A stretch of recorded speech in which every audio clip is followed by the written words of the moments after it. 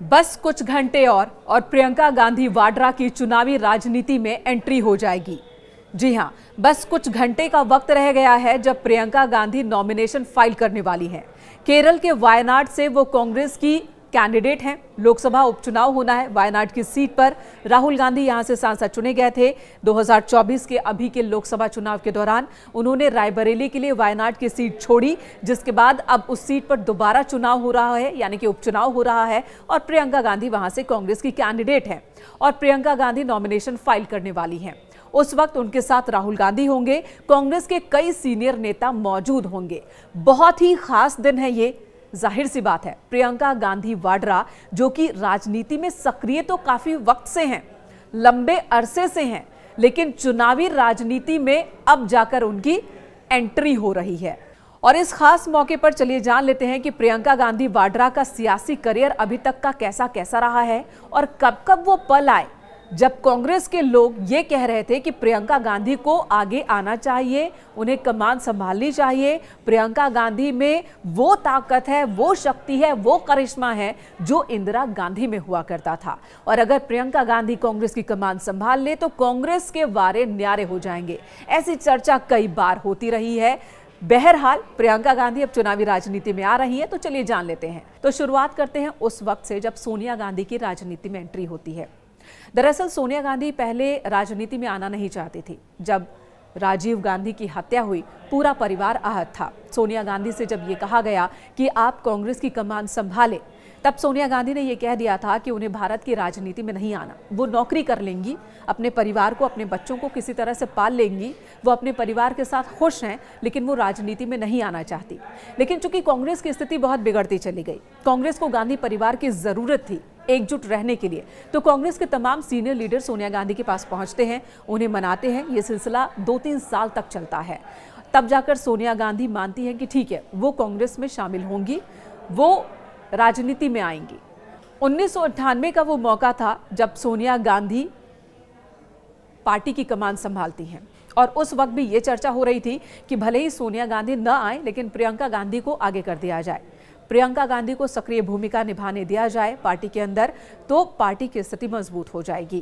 खैर, तब प्रियंका गांधी राजनीति में नहीं आती हैं और कांग्रेस भी इस सवाल पर ना हाँ में ना में कभी जवाब नहीं देती है। उस वक्त भी नहीं दिया गया। जब सोनिया गांधी पहली बार चुनावी राजनीति में आई तो उनके प्रचार की कमान प्रियंका गांधी ने ही संभाला।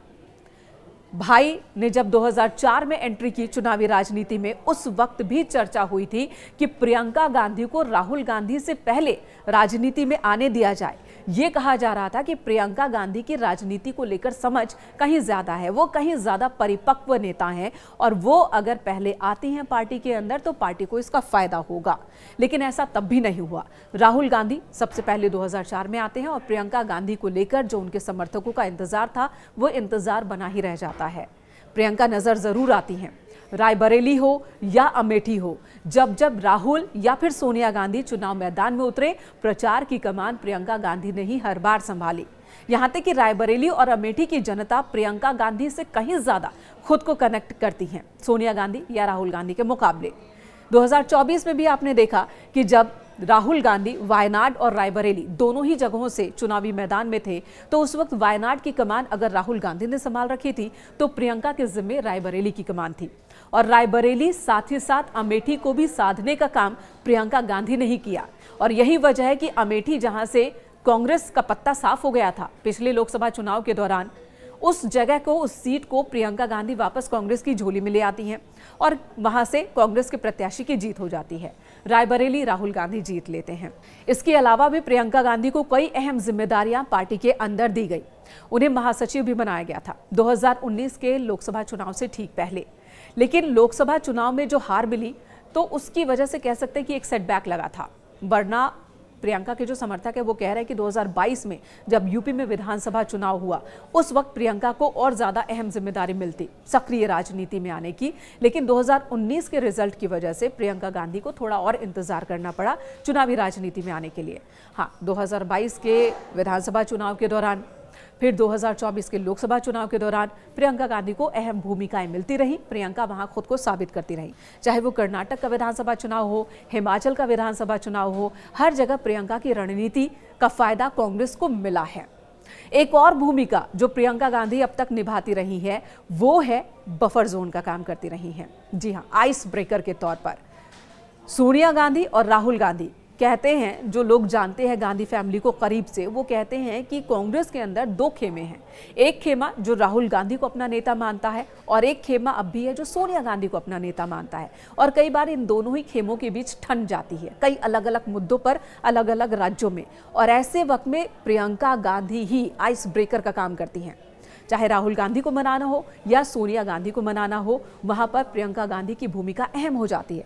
चाहे ये पंजाब का वाकया हो या फिर जब कमलनाथ की नाराजगी दिखी थी, कमलनाथ वाला इंसिडेंट हुआ था मध्य प्रदेश में, या फिर राजस्थान में, जब भी कहीं कोई समस्या आई, राहुल और सोनिया गांधी के गुट के बीच कोई बात लेकर बात ठन गई, अटक गई, तो वहां पर प्रियंका गांधी ने ही सुलह समझौता करवाया है। यानी आइस ब्रेकर की भूमिका में प्रियंका रही हैं अभी तक। और सोनिया गांधी की सलाहकार भी रही हैं, भले उस पद पर ना रही हो, लेकिन सोनिया गांधी की सबसे विश्वसनीय सलाहकार उनकी बेटी प्रियंका गांधी ही रही हैं। और अब वही प्रियंका गांधी खुद चुनावी राजनीति में उतरने जा रही हैं। यानी अब तक जो रणनीति बना रही थी प्रियंका गांधी, उनकी रणनीति और उनकी लोकप्रियता का असली जो टेस्ट होना है वो वायनाड पर उपचुनाव के दौरान ही होना है। और बस कुछ घंटे और, जब प्रियंका गांधी नॉमिनेशन फाइल करेंगी।